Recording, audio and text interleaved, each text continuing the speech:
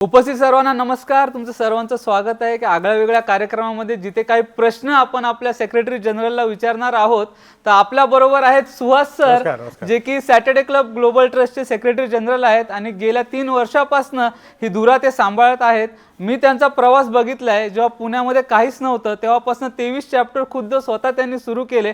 400 पेक्षा जास्त वैयक्तिक मेंबर्स त्यांनी सॅटर्डे क्लब ग्लोबल ट्रस्टला दिलेले आहेत आणि कित्येक कोट्यावधींचा बिझनेस घेतलेला आहे आणि दिलेलाही आहे. तर आपण आज जाणून घेणार आहोत त्यांचा प्रवास, सॅटर्डे क्लबमध्ये कसं त्यांनी ग्रोथ केली, सॅटर्डे क्लबची कशी ग्रोथ झालेली आहे आणि भविष्यामध्ये सॅटर्डे क्लब आपल्या सर्वांसाठी काय काय घेऊन येत आहे. तर आपण सुरू करूयात पहिल्या प्रश्नांपासून. सुहास सर, रेडी आहात तुम्ही? हो सर, माझं नाव सारिका जयराम चव्हाणके आणि मला पहिला प्रश्न तुम्हाला हा विचारायचा आहे की तुमचा चेहरा असा आहे ना, एकदम मिश्किल वाटतो, एकदम स्माइली चेहरा आहे. पण मला हा प्रश्न विचारायचा आहे की सॅटर्डे क्लबच्या बाबतीत तुम्ही गंभीरपणे कसला विचार करतात किंवा गंभीरपणे जर विचार केला तर कोणत्या गोष्टीचा तुमच्या माइंडमध्ये थॉट येतो? माझा चेहरा जसा मिश्किल तसा मी पण मिश्किल आहे. म्हणजे चेहऱ्यावर एक आणि आत एक असं काही नाही आहे. सो गंभीरपणे जर आपण विचार केला सॅटर्डे क्लबचा, तर सॅटर्डे क्लबचा विचार करताना एकच प्रश्न येतो की जे काही सॅटर्डे क्लबचे मेंबर आहेत आज, त्यांना व्यवसाय कसा मिळेल, त्यांना व्यवसायाच्या वेगवेगळ्या संधी आपल्याला कशा निर्माण करता येतील, काय गोष्टी अशा आहेत की ज्या अजून आपण सॅटर्डे क्लबमध्ये आणू शकतो, अशा कुठल्या गोष्टी. कारण 13 कोटी मराठी लोक आहेत, त्यामध्ये उद्योजक पण तेवढेच आहेत. सो आता 6-7 हजार मेंबर म्हणजे काही खूप मोठी अचिव्हमेंट नाही आहे. आपल्याला खूप लांबपर्यंत जायचं आहे.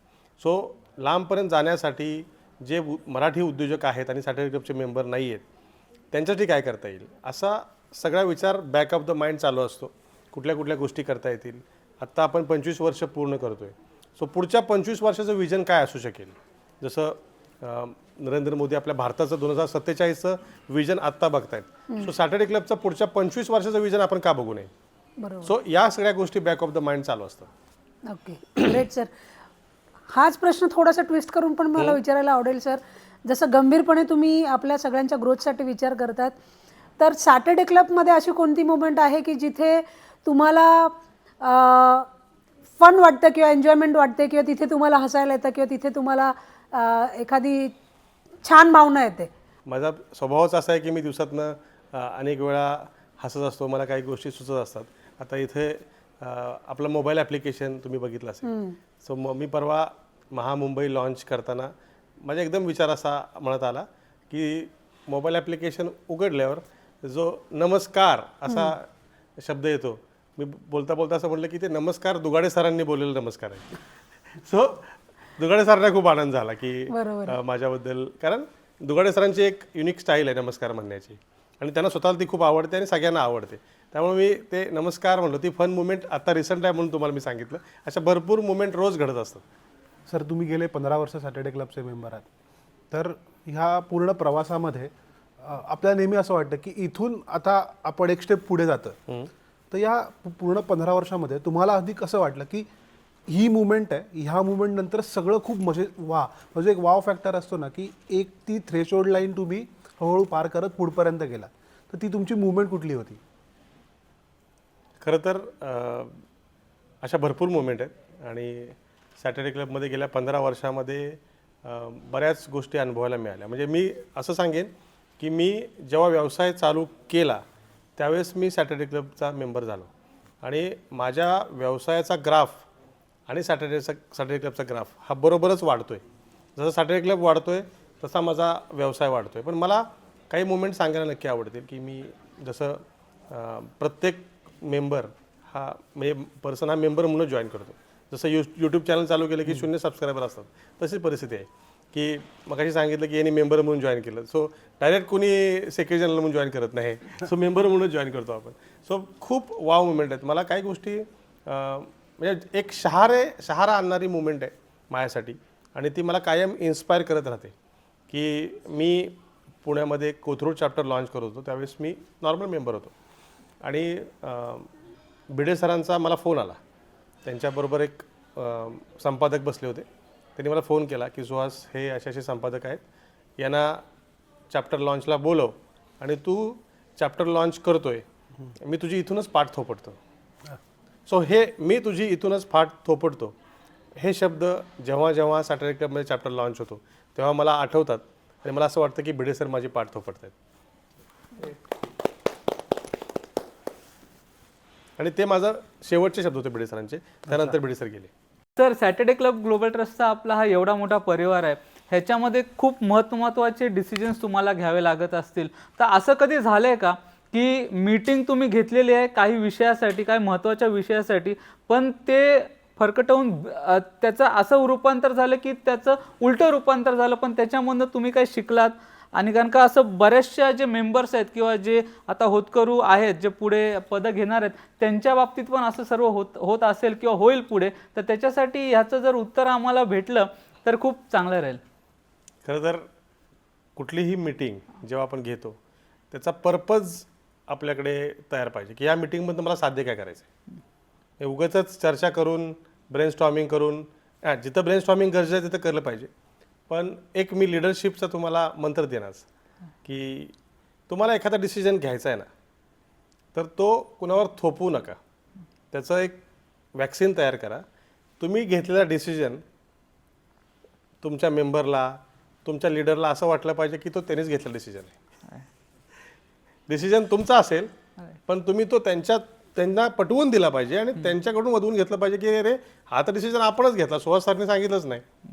सो हे जे स्किल आहे ना, हे तुम्हाला ओव्हर द टाइम ॲक्वायर्ड करता येतं की तुम्हाला काय करायचं आहे हे लोकांच्याकडूनच करून घ्यायचं. Fantastic, fantastic. त्यामुळे वाद होत नाहीत. राईट.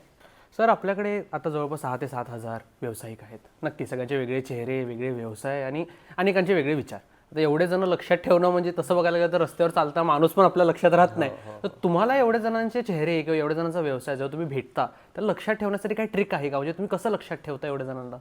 खरं तर प्रॅक्टिकली शक्य नाही. माझा सुद्धा ब्रेन बऱ्याच गोष्टींनी ऑक्युपाय असतो आणि प्रॉब्लेम हा येतो की कुणी सिग्नलला हेल्मेट घातला पर्सन असतो आणि तो मला सर कशा आहात. आता मला प्रश्न पडतो हा माणूस कुठला चॅप्टरचा आहे, मित्र आहे का कुठे कार्यक्रमात भेटलेला आहे. सो खरं तर प्रॅक्टिकली शक्य नाही.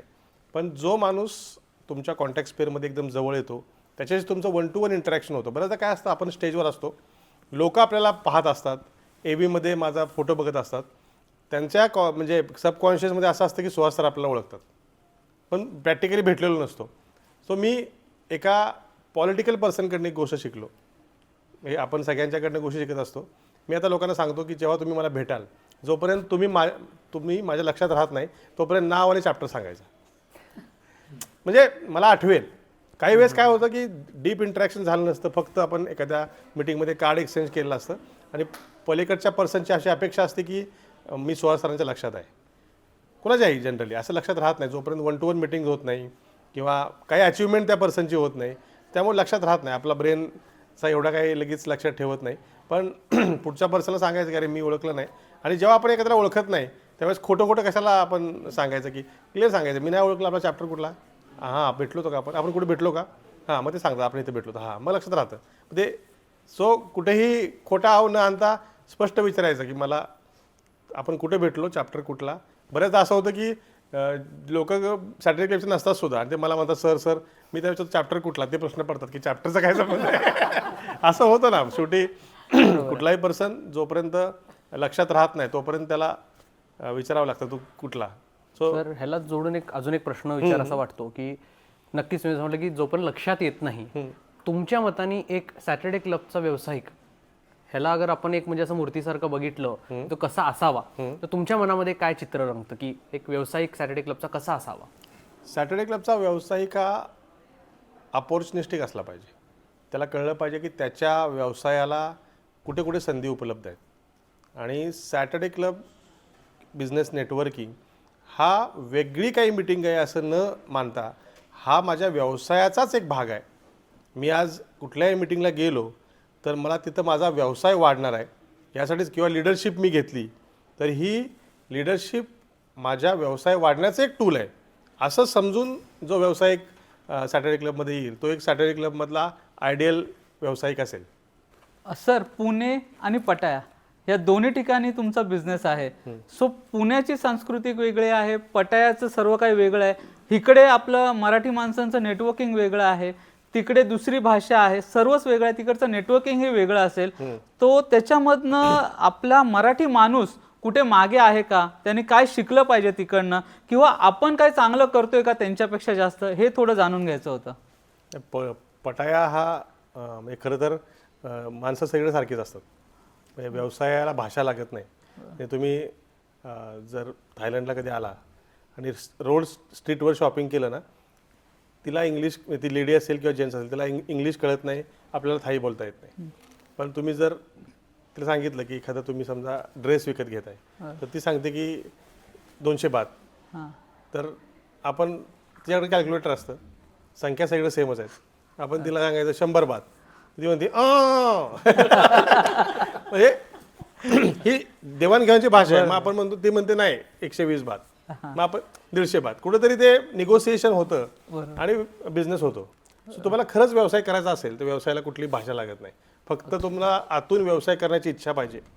सो आणि मीडियम तर काय, हल्ली गुगल ट्रान्सलेटर आलं आहे, बऱ्याच गोष्टी आल्यात, तर तुम्ही मराठीमध्ये बोलून ते थाईमध्ये ट्रान्सलेटसुद्धा करू शकता. त्यामुळं आणि पटायामध्ये व्यवसाय करणं मी नेहमी म्हणतो ना की केल्याने देशाटन. आपल्याला कुठल्या देशामध्ये काय अपॉर्च्युनिटीज आहेत ते घरी बसून नाही करणार. मी कित्येक वेळा पटायाला, मी पहिल्यांदा एक्झिबिशनसाठी गेलो होतो, माझ्या मित्राचं एक्झिबिशन होतं, आम्ही त्यावेळेस गेलो. त्यावेळेस रिअल इस्टेटमध्ये असल्यामुळे इथे काय प्रोजेक्ट आहेत, कसं आहे, इथलं रिअल इस्टेट कसं आहे, जस्ट बघायला गेलो, वेळ होता म्हणून, आणि काही गोष्टी आम्हाला आवडल्या. सो आम्ही तिघा चौघांनी मिळून तो तिथे फ्लॅट बुक केला. आणि आम्हाला जेव्हा डिलिव्हरी मिळाली तेव्हा आम्हाला सांगितलं त्यापेक्षा बऱ्याच गोष्टी जास्त होत्या. सो म्हटलं हे आपण, मग आम्ही इकडे येऊन मित्रांना सांगितलं की असं असं आम्ही करतोय, आम्ही फ्लॅट इन्व्हेस्टमेंट केली. तर आमच्याबरोबर मित्र आले, त्यांनीही बुकिंग केलं. तर म्हणाले हा आपण रिअल इस्टेट कन्सल्टंट आहोत, मग इकडे काय करू नये काम. सो त्या डेव्हलपरबरोबर आमच्या मीटिंग झाल्या. मग ते म्हणे की तुम्ही आम्हाला इंडियामध्ये रिप्रेझेंट करा. सो तिथून बिझनेस सुरू झाला. सो बिझनेस तेव्हापासून 13 वर्षापासून आम्ही आता पटायामध्ये काम करतोय. आणि वेगळं आहे, म्हणजे टुरिझम ओरिएंटेड रिअल इस्टेट आहे, त्यामुळे अपॉर्च्युनिटी खूप जास्त आहेत. आणि सगळ्यात मोठं ॲप्रिसिएशन म्हणतो मी, करन्सी डिफरन्स आहे, त्यामुळे खूप फायदा आहे. रिच डॅड पुअर डॅड जर आपण वाचलं असेल तर तिथं ते सांगितलं होतं की ॲसेटमध्ये इन्व्हेस्टमेंट करा. सो भारतामध्ये आता रिअल इस्टेट जे आहे तिथं रेंटल इन्कम रेसिडेन्शियलला खूपच कमी आहे, 2% आलेलं आहे. आणि भारतामध्ये तुम्ही ॲसेटमध्ये इन्व्हेस्टमेंट म्हणजे फ्लॅटमध्ये इन्व्हेस्टमेंट नाही करू शकत. लँड अजून थोडीफार अप्रिशिएट होते, पण फ्लॅटमध्ये तुम्ही इन्व्हेस्टमेंट करताना आता नीड बेसच लोक इन्व्हेस्टमेंट करतात. त्यापेक्षा लोक शेअर मार्केट आणि म्युच्युअल फंडामध्ये जास्त रिटर्न मिळतात लोकांना. आणि दुसरी गोष्ट, तुम्हाला जर पैशाची गरज पडली तर तुम्ही काय एक बाथरूम, टॉयलेट, किचन विकू शकत नाही. बरोबर. तुम्हाला लिक्विडिटी फार Yes. हे असते, तसा इन्कम मिळत नाही. सो भारतामध्ये जे इन्व्हेस्टमेंट करतात हे नीड बेस आहेत, ज्यांना इन्व्हेस्टर व्हायचं आहे. म्हणजे माझा किंवा माझ्या पार्टनर्स यांचा उद्देश असा होता की आम्ही पटायामध्ये इन्व्हेस्टमेंट केल्यानंतर तिथलं जे रेंटल इन्कम आहे 7%, त्याच्यावर आमचं पुण्यातलं घर चाललं पाहिजे.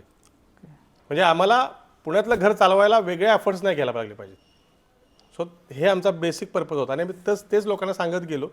आणि आता कित्येक सॅटर्डे क्लबचे मेंबरसुद्धा आहेत, त्याच्या बाहेरचे पण लोक आहेत की जे खूप चांगलं रेंटल इन्कम घेत आहेत. त्यांची प्रॉपर्टी काही कोविडच्या काळात काही लोकांनी बुक केले, त्यांचे 3-3 वर्षामध्ये फ्लॅट दुप्पट रेट झालेला आहे. तो कोविडचा काळ होता म्हणून, पण आता साधारणतः 5 वर्षामध्ये तुम्हाला चांगलं कॅपिटल ॲप्रिसिएशन, करन्सी ॲप्रिसिएशन आणि रेंटल यील्ड चांगलं मिळतं. थँक्यू. सो पटायामध्ये मी असं म्हणेन की जो कोणी हा माझा पॉडकास्ट बघत असेल की इथं बसून तुम्हाला काय करणार नाही, सीइंग इज बिलिव्हिंग. एकदा येऊन बघा की रेसिडेन्शियल प्रोजेक्ट हे 7 स्टार हॉटेलसारखे कसे असतात. राईट. सर, आता अमित सरांनी सांगितलं की पटायामध्ये बिझनेस ग्रो होतोय आणि तुम्ही इन्व्हाइट करताय सर्व भारतीयांना, महाराष्ट्रीयांना की पटायामध्ये प्रॉपर्टी घ्या. तर तुमच्यासोबत मी वकील म्हणून बसलोय, तर माझा साधा प्रश्न आहे की एक भारतीय आधार कार्ड घेऊन, पॅन कार्ड घेऊन पटायात जाऊन प्रॉपर्टी घेऊ शकतो, त्याचे लिगल कॉम्प्लिकेशन्स असतात का फार सोपं झालं सगळं? पहिली गोष्ट तर भारताबाहेर आपली आयडेंटिटी हे पासपोर्ट असतं. आधार कार्ड आणि काय तुमचं इलेक्शन कार्ड, पॅन कार्डला काही किंमत नाही. सो ज्याच्याकडे भारताचा व्हॅलिड पासपोर्ट आहे, ज्याच्याकडे पैसे आहेत, असा कुठलाही पर्सन पटायाला फ्लॅट घेऊ शकतो. कारण भारतापेक्षा सुद्धा रूल स्ट्रिक्ट आहेत. जो रेरा आपल्याकडे आत्ता आला, त्यांच्याकडे कॉन्डोमिनियम ॲक्ट म्हणून जो रूल आहे तो खूप जुना आहे.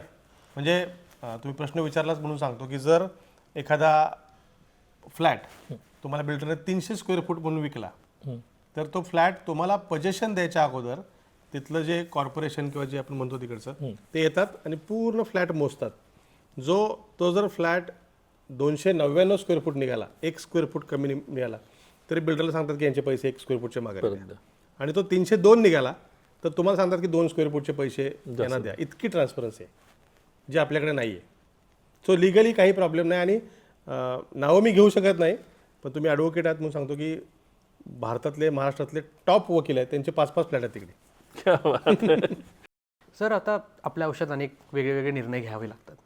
आपण स्वतः जो निर्णय घेतो तेच आपल्याला कठीण पडतं, स्वतःसाठी घेतले जातात.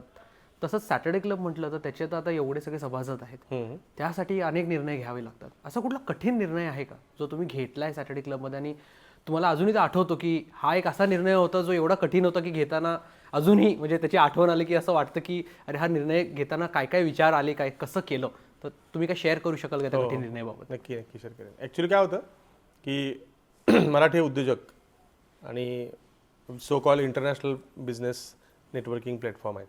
होतं कसं की आपण ना सुरुवातीच्या काळामध्ये, ही फार वर्षापूर्वीची गोष्ट आहे, की सॅटर्डे क्लब एका छोट्याशा क्लबमध्ये भरायचा. त्यावेळेस क्रिकेट क्लब होता डेक्कनचा आमच्या इथं.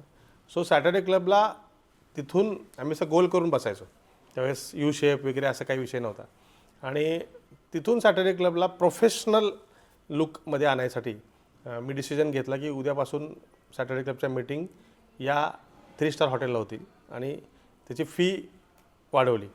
त्यावेळेस भरपूर माझेच मित्र होते ज्यांना मी इंडक्ट केलं.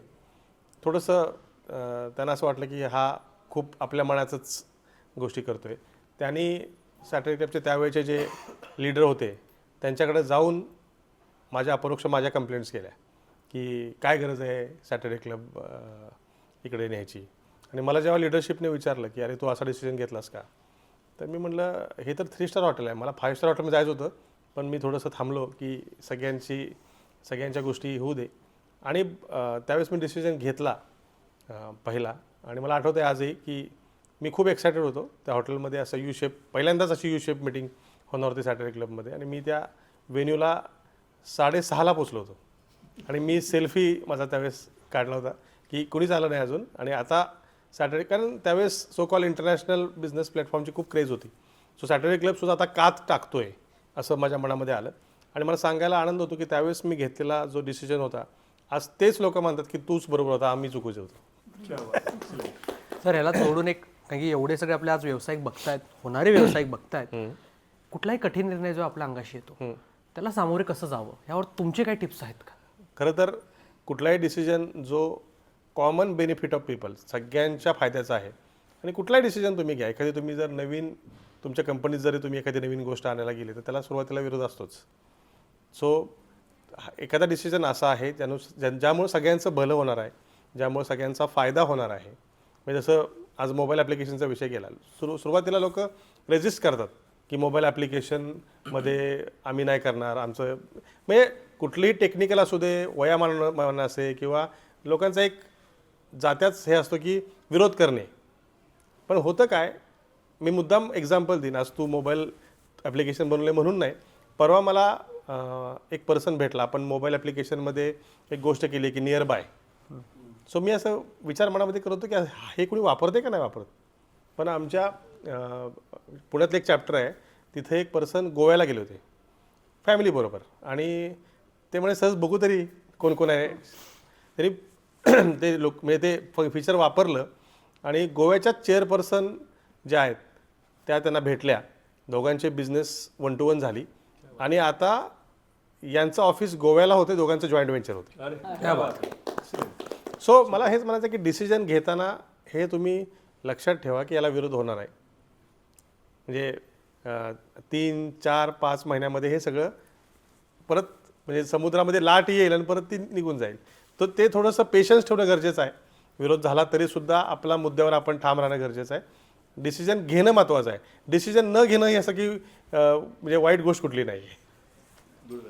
खूप चांगलं मार्गदर्शन सर, याच्यावर खूप चांगलं मार्गदर्शन. सो सर, एक फायनल क्वेश्चन मला विचारावं असं वाटतं की बिईंग अ सेक्रेटरी जनरल तुम्ही खूप वेळ काढता, कारण आम्ही या CSTच्या पदावरती आहोत तरी आमचा खूप वेळ लागतो चॅप्टर मागे. तर आमच्यासारखे कित्येक चॅप्टर आहेत आणि त्या सगळ्या चॅप्टरची ग्रोथ, पूर्ण सॅटर्डे क्लबची ग्रोथ, त्याच्यामागे लागणारा एवढा सगळा वेळ, त्याच्यात तुमचा स्वतःचा व्यवसाय आणि फॅमिली, तर ह्या दोघांमध्ये तुम्ही कसं बॅलन्स करता तुम्हाला, तुमच्या फॅमिलीला, कामाला?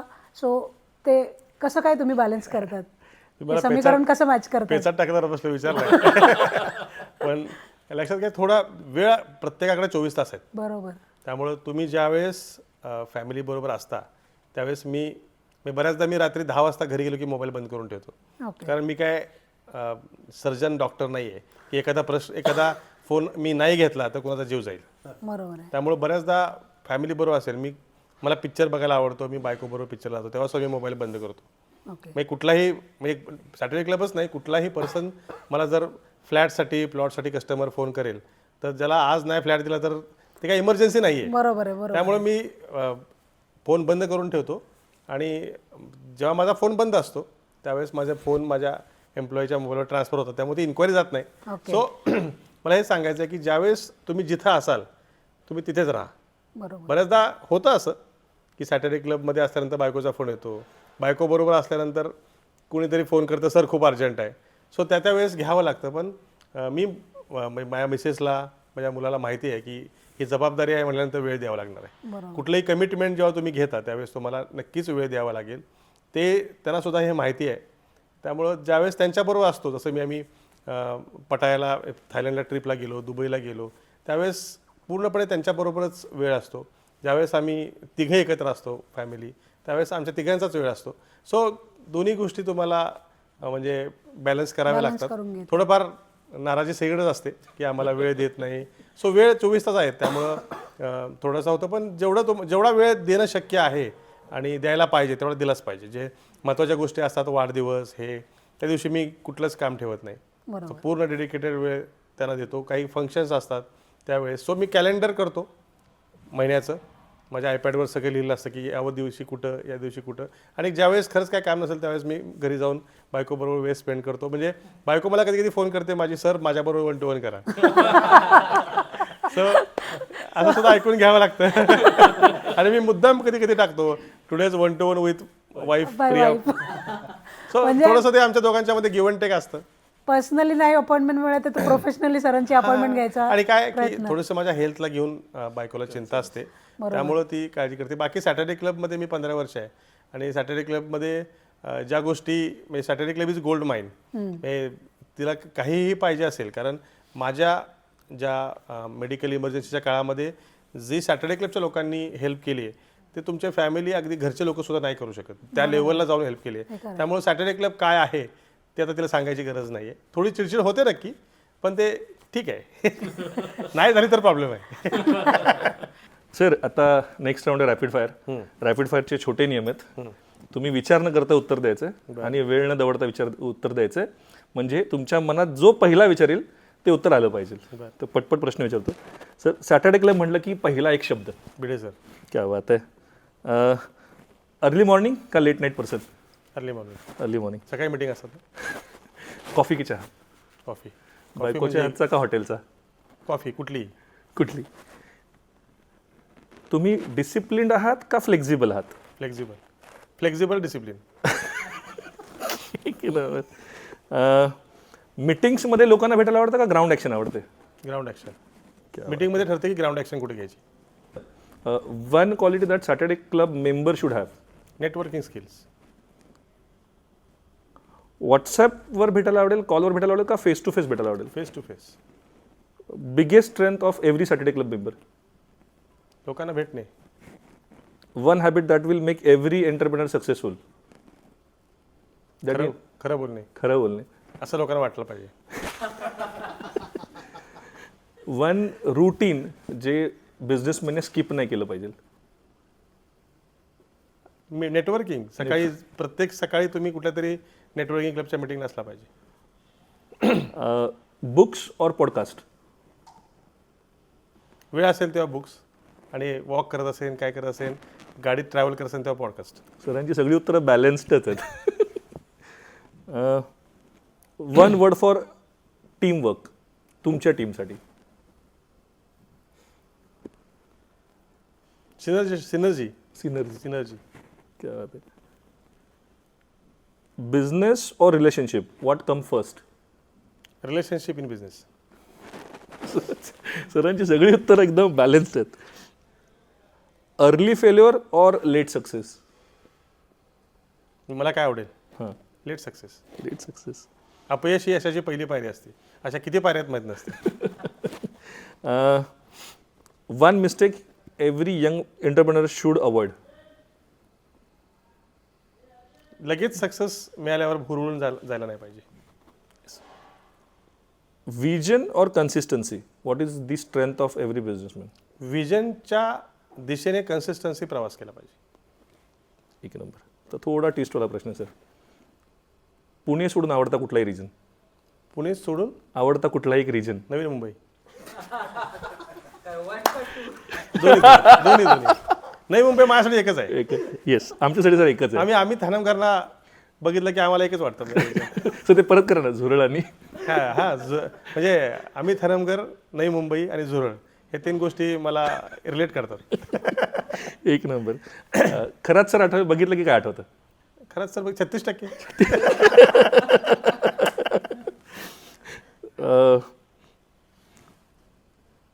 Sir memory test. मी नावं विचारेन. बापरे, हे जरा जवळ अवघड आहे. हां, मी रिजन हेड्सची पदं विचारेल, तुम्हाला नाव आठवतं का बघूया. बरं, रिजन हेडची. हां, NMR 1 चे रिजन हेड. हे 1-2 माझा प्रॉब्लेम आहे बरं का. मला नवी मुंबईमध्ये म्हणजे टोटल किती रिजन आहेत आमचे. जितेंद्र आणि अंबादास दोघं माहिती आहेत मला. Yes. 1चं जितेंद्र आहे ना. Yes. Nashik Nashik region head. नाही अमोल का sir deputy secretary general. Kenge आणि सोंजे हे दोघं रिजन आहेत. उगम आणि संगम. क्या बात आहे. नगर. नगर. नगर सागर असे. पनवेल पुण्यामधले सगळे रिजन हेड. महेश इनामदार, विभावरी ब्राह्मणकर, शैलेश नगरकर, विजय कुलकर्णी, राजेंद्र कोते. नागपूर. नागपूरमध्ये रिजन हेड नाही आहेत, पण बागेश महाजन आपण आता डेप्युटी रिजन हेड केले. क्या बात आहे. विदर्भ. विदर्भमध्ये region head region head. Bagesh महाजनच आहेत. नागपूरमध्येच विदर्भ. गुजरात. गुजरातमध्ये पण आता रिजन हेड कुणी नाही आहे. सुभाष गोरे यांच्याकडे चार्ज आहे सगळा. MMRDA region 1. म्हणजे वेस्टर्न मुंबई. मुंबई. हां, मुंबई. तुषार सावंत. 2. टू आपले जितेंद्र हे अमोल पिंपळेकर. 3.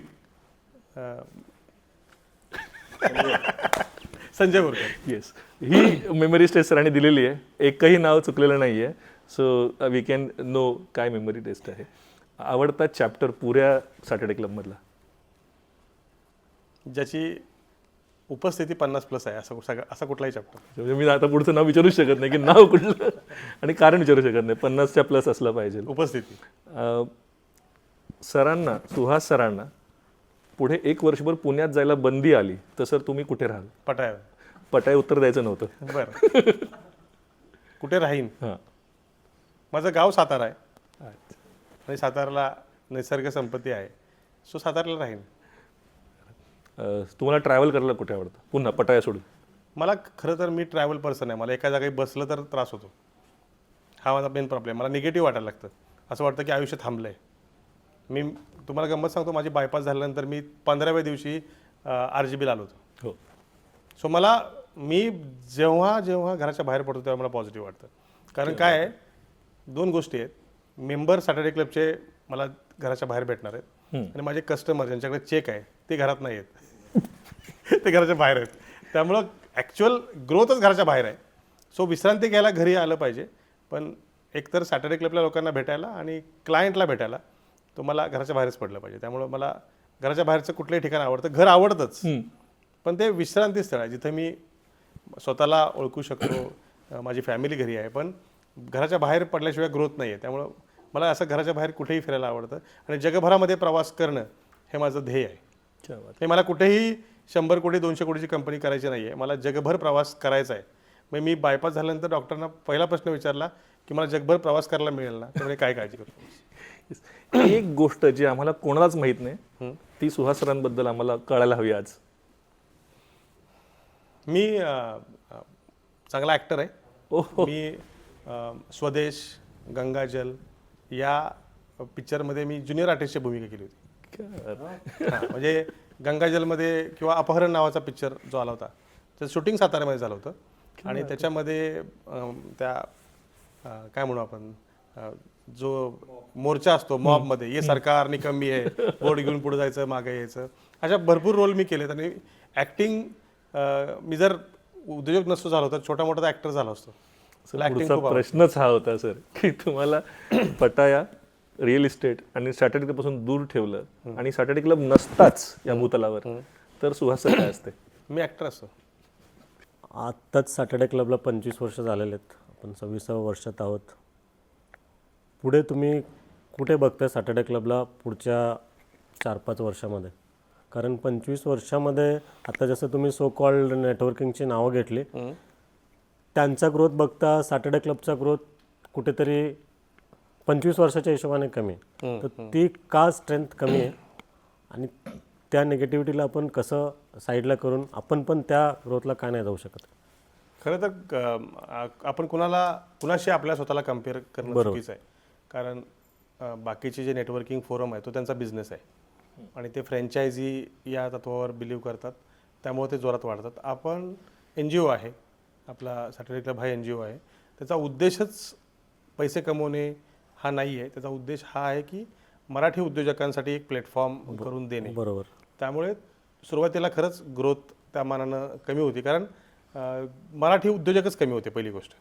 आणि मराठी उद्योजक पैसे खर्च करून फडणीस खरा त्यांना भेटण्यासाठी पैसे का द्यायचे हा उद्देश. आणि अशा नेटवर्किंग फोरममधून बिझनेस मिळतो का? ज्या so call successful business communities आहेत, हे जे आपण आत्ता करतोय ते 100 वर्षापासून करत आलेत, त्यामुळे ते आज त्या लेवलला आहेत. सो आपण राईट पाथवर आहोत. ठीक आहे, थोडा वेळ लागतोय नो डाऊट, पण आपण सक्सेसच्या दिशेने, आपल्या विजन गोलच्या दिशेने आपण वाटचाल करतोय. आणि आज त्याचं मी म्हणेन की सक्सेसफुल क्लब होण्याचं कारण की आपण आज 100,000 कोटीपेक्षा जास्त व्यवसाय एका वर्षात करतोय. सो जसा सॅटर्डे क्लब लोकांच्यापर्यंत पोहोचेल त्यासाठीच आपण हा पॉडकास्ट सुद्धा करतोय की अशा लोकांच्यापर्यंत आपण पोहोचलो पाहिजे ज्यांना सॅटर्डे क्लब माहिती नाही. सो जसा जसा सॅटर्डे क्लब लोकांच्यापर्यंत पोहोचेल, आता पुढच्या 25 वर्षामध्ये आपण कुठे असू किंवा कुठे असलो पाहिजे याचा आपण एक विजन तयार करतोय की जे पुढच्या काही वर्षामध्ये आपण ते नक्कीच अचीव्ह करू. जसं त्यातलं एक उदाहरण जे माझ्या डोक्यात आहे की मी बरेच वेळा ते बोलून पण दाखवले, गाव तिथं SCGT. जिथं जिथं मराठी उद्योजक आहेत तिथे सॅटर्डे क्लब पोहोचला पाहिजे. एखाद्या गावामध्ये 5-10 लोक तरी असतात, कुणी म्हणजे अगदी मी म्हणतो डेअरीचा व्यवसाय करतो, कुणी LIC एजंट असतो, कुणी दुकानदार असतो, कुणी हॉटेलियर असतो. सो एका गावामध्ये असे 15 लोक मिनिमम आपल्याला मिळू शकतात की आपल्याला सॅटेलाईट चॅप्टर काढता येईल. सो प्रत्येक गावाच्या बाहेर जसं आत्ता काही सामाजिक संस्थांचे बोर्ड लागलेले असतात की ही सामाजिक संस्था तुमचे या गावात सहर्ष स्वागत करत आहे, तसं या गावातले सॅटर्डे क्लब ग्लोबल ट्रस्टचे उद्योजक तुमचे या गावात सहर्ष स्वागत करत असे रिसेंटली कुठेतरी लागलाय. सो असे बोर्ड गावागावात लागले पाहिजेत. त्यामुळं उद्योजकता ही मराठी म्हणजे जे उद्योजक आहेत त्यांच्यापर्यंत, मराठी लोकांच्यापर्यंत उद्योजकता पोहोचली पाहिजे. आणि त्याच्यासाठी सॅटर्डे क्लब एक माध्यम ठरो आणि 25 वर्षामध्ये या गोष्टी आपण समोर ध्येय म्हणून धरू आणि तिकडे वाटचाल करू. नक्कीच सर, धन्यवाद. खूप छान प्रश्नांची तुम्ही वेळात वेळ काढून खूप छान पॉडकास्ट दिल्याबद्दल आणि प्रत्येक प्रश्नाचं उत्तर तुम्ही एकदम बरोबर चोख दिलेलं आहे. आणि नक्कीच सॅटर्डे क्लबचे मेंबर्स किंवा होणारे मेंबर्स तुम्हा सर्वांना त्यातून काहीतरी शिकायला भेटेल. Thank you very much sir. Thank you so much.